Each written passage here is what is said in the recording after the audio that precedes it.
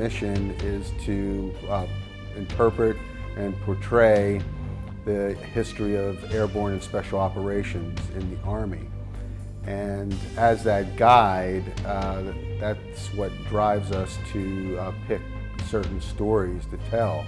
This exhibit came into being a few years ago when we were brainstorming on future exhibit ideas. And because the 20th anniversary was coming up, we thought that we would focus on the Battle of Mogadishu.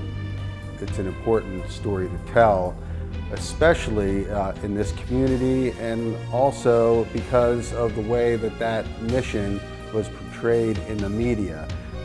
Somalis danced in the streets to celebrate the downing of the helicopter, and there were reports the body of a dead U.S. soldier was displayed in a marketplace. This is the first time the Battle of Mogadishu will be comprehensively covered in the museum. You know, I feel that the museum needed to tell the story and do justice to those soldiers and their selfless service. A lot of good things came out of the Battle of Mogadishu that had a significant impact on operations today. There were so many lessons learned, and it was kind of a primer to come of the low intensity conflict that we'd have today. I mean, there are so many lives that were probably saved just from some of the advancements.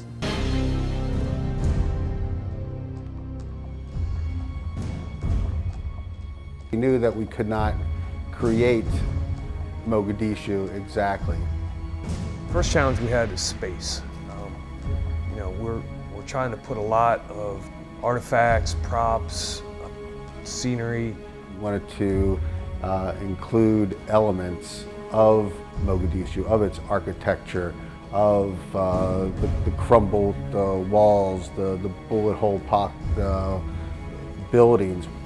When we were constructing this exhibit, we didn't want to retell the story. We wanted to use the artifacts to tell the story, and we wanted to share new voices and new experiences. We wanted to invoke a feel of the battle, of what Task Force Rangers were experiencing.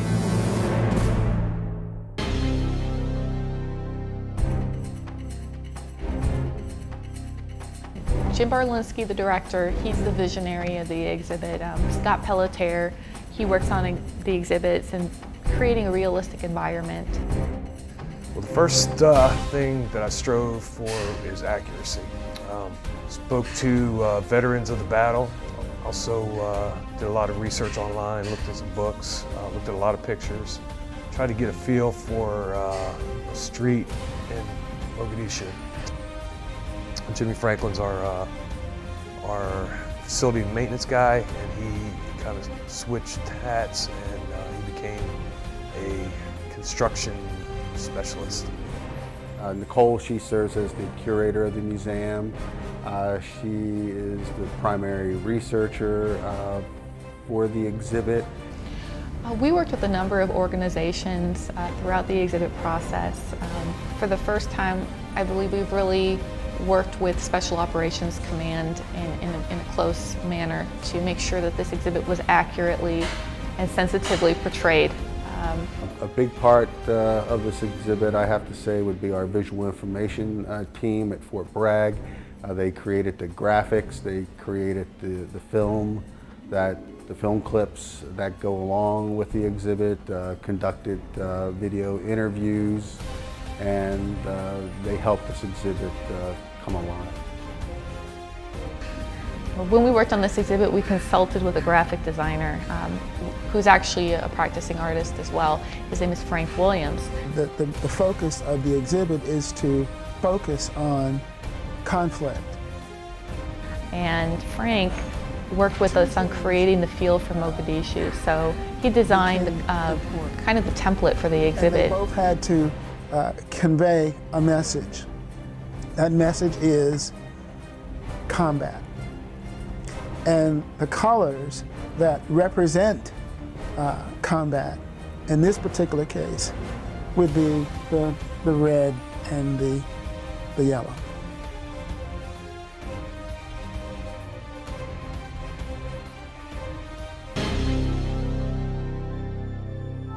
The first thing visitors are going to see when they enter the exhibit is going to be why we're in Somalia in the first place. You start with an introduction to the area, the region, the history and background of the conflicts in Somalia.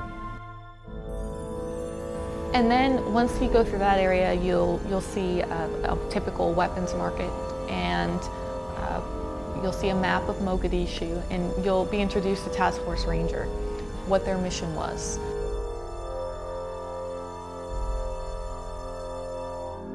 Immediately we wanted to immerse people into Mogadishu, make them feel like they're walking down any typical street. Rather than summarize what happened, we give more of a sequence of events. That way we're not adding our own interpretation to what happened. Through IPRs that we had on this exhibit with various representatives of the Special Operations community, we were able to make contact with the various organizations to help us identify veterans of the battle to be interviewed. And we highlighted certain quotes that helped tell the story of the exhibit, their feelings, their emotions at the time. The exhibit has a context. The artifacts that are being displayed are in a context that not only the public can identify with, but the veteran coming in here. And if visitors want to learn more, they can hear it from the veteran themselves. So we have digital photo frames with quotes from the veterans. We spoke to a number of veterans and interviewed them about their artifacts. And these are available on touchscreen throughout the exhibit. The code word for a deed was Elvis.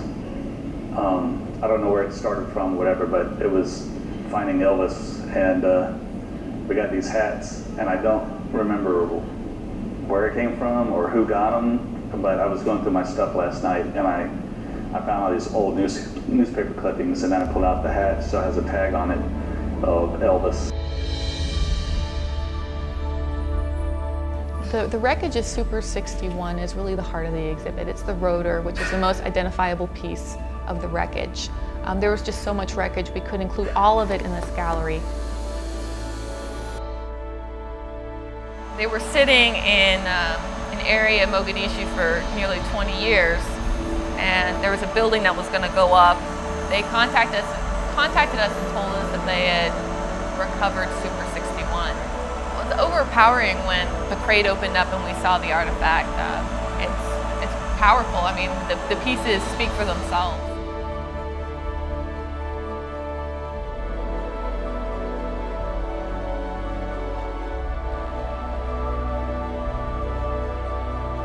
The rotor symbolizes the heroism and sacrifice that occurred on October 3rd and 4th, 1993.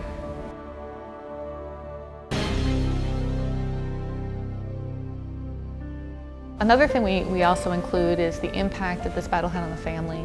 We interviewed Stephanie Shugart, the widow of Sergeant First Class Randall Shugart, and we also spoke to Patricia Ryerson, the widow of Sergeant First Class Matt Ryerson. And their stories have never been told before. The emotion and the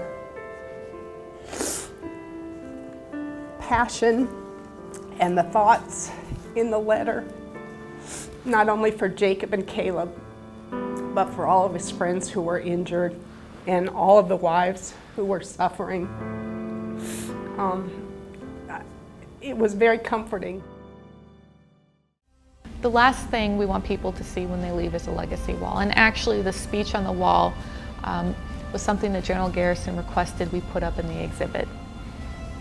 It really symbolizes the heroism, sacrifice, and brotherhood that occurred among Task Force Ranger veterans. What I'm very proud of in this exhibit is how not only the museum staff here worked with our visual information with Fort Bragg, but also how the Special Operations Command embraced this exhibit and helped it and helped it come alive. And frankly, if the veterans of that battle they're pleased with this exhibit, then I feel we accomplished our goal, because our goal is to ultimately honor their service.